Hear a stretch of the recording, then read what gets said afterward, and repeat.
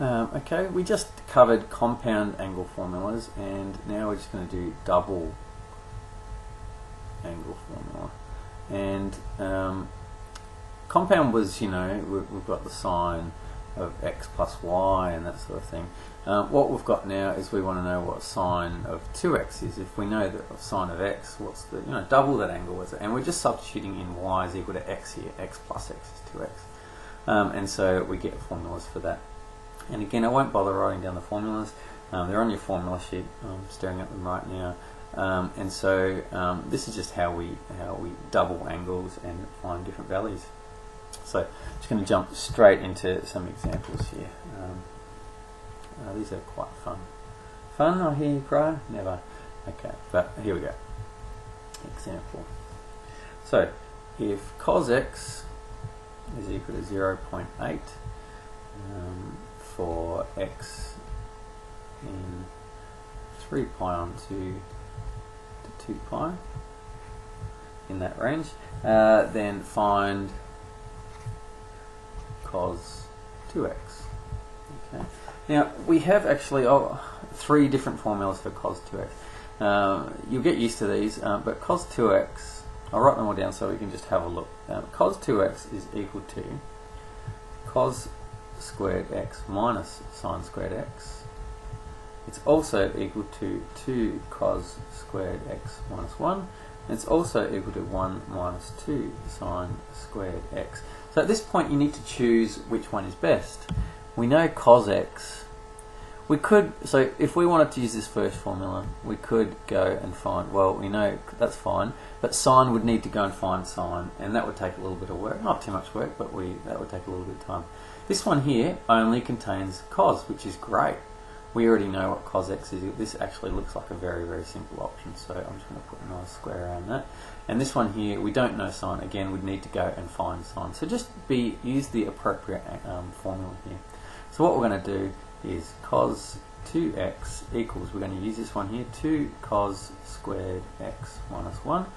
And this means 2 cos x squared. So now cos x was equal to 0.8 squared minus 1. How easy is this? I chose a really easy example.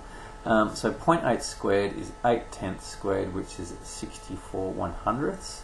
And so that's 0.64 times 2, doing a bit of mental, 1.28. I hope that's right, everyone.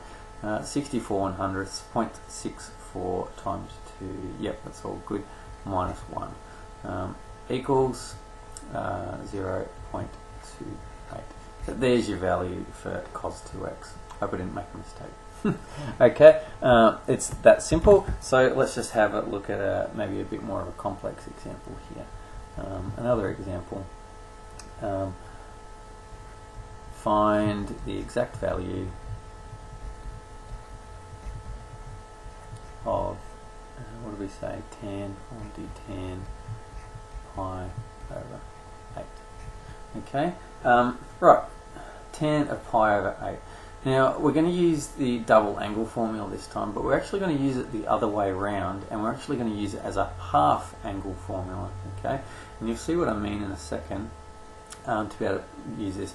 The reason I know this is because I'm looking at pi over 8, and like we did for using the compound value formula, I know that this pi over 8 is half of pi over 4.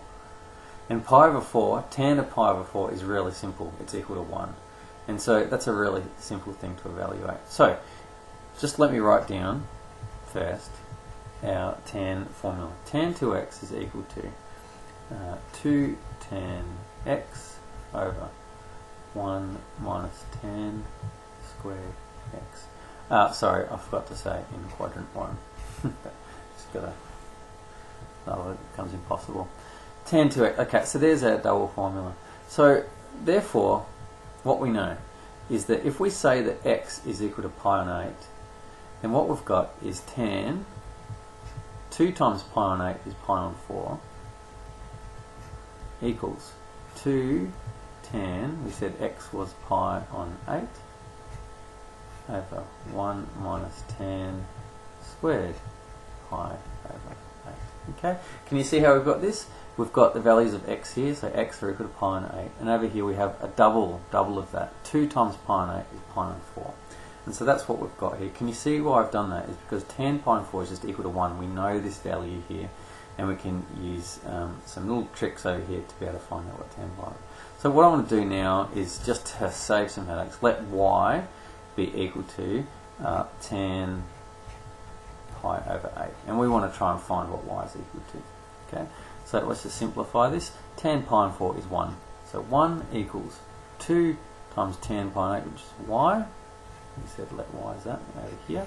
Okay, and over 1 minus y squared down here. Okay, let's just solve this. This is just a quadratic. Okay, so times both sides by 1 minus y squared, and we get that.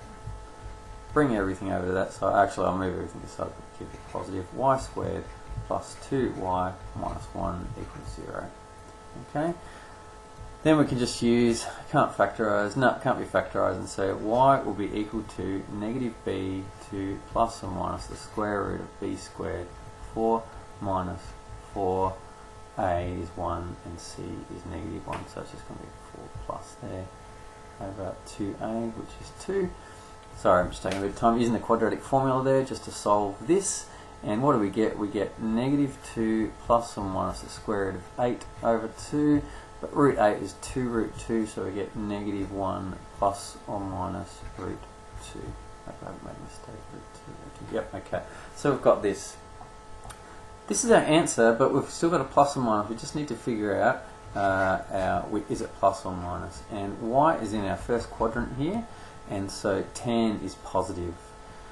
Where will that be positive? Well, negative 1 minus root 2, that's negative. Negative 1 plus root 2, that is positive. So it must be negative 1 plus root 2 because we are in quadrant 1. And that is your answer. Because y, I'll just write it therefore, because y was tan pi over 8 equals negative 1. So there you go. That's how we use the, instead of doubling an angle, that's how we've used the formulas to halve an angle, just going backwards.